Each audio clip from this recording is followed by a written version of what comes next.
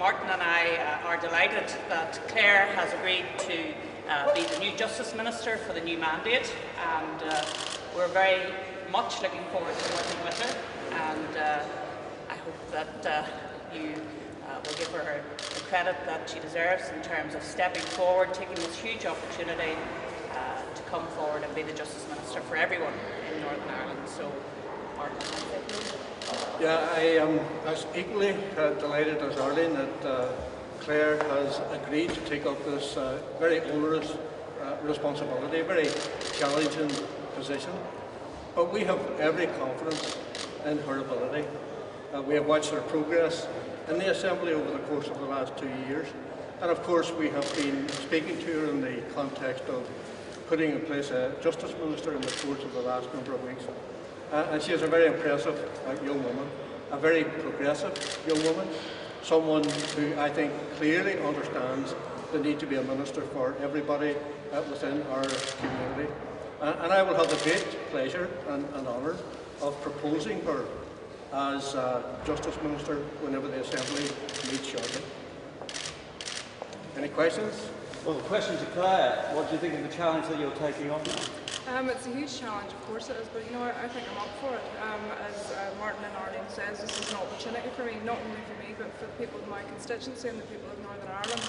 I am a progressive person. I do look forward to working with my new executive colleagues. When were you offered the job? Yesterday. Yesterday morning, afternoon? Not quite sure. Yesterday.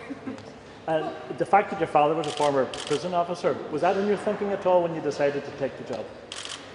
Not really, no.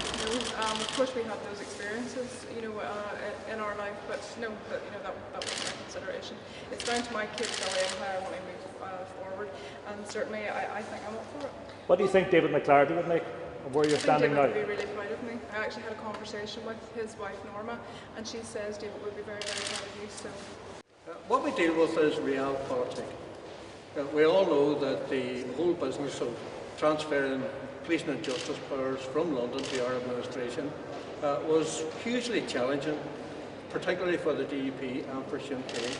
Against all the odds, we succeeded in doing that because people within both parties showed leadership. So we're dealing with the reality of how we take this forward, and in the context of the present situation that we find ourselves in. Can I just say this is a good day for Northern Ireland. The people will have a government in place today, and we are determined that it's going to be a government that gets things done. It's a government that is going to work together. I think that you will recognise the change in how we operate over the next period of time.